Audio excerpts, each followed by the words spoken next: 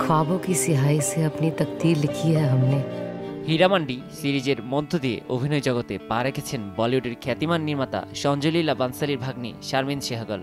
তবে আলমজেব চরিত্রে তার অভিনয় দর্শকের মনে ধরেনি। সামাজিক মাধ্যমে একদিকে যেমন শারমিনের অভিনয় নিয়ে সমালোচনা হচ্ছে, অন্যদিকে তাকে কাস্ট করার কারণে বানসালীর বিরুদ্ধে স্বজনপোষণের অভিযোগ তুলছেন নেটিজেনরা।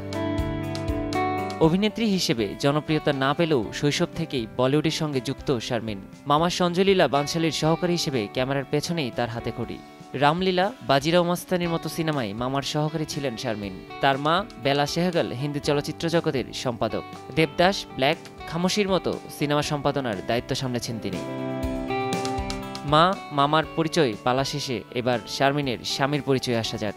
2023 সালের নভেম্বরে শিল্পপতি আমান মেহতার সঙ্গে বিবাহ বন্ধনে আবদ্ধ হন তিনি। আমানের সম্পত্তির পরিমাণ শুনে নেটিজেনদের অনেকেরই চোখ কপালে। যে ব্রাইট লক টেকনোলজি সাধারণ পাউডারের তুলনায় দেয় দ্বিগুণ উজ্জ্বলতা। রিন অ্যাডভান্সড দেয় দ্বিগুণ উজ্জ্বলতা। বিজনেস টাইকুন সমীর মেহতার ছেলে আমান। সমীর এবং তার ভাই সুধীর মেহতা টরেন্ট গ্রুপের প্রধান।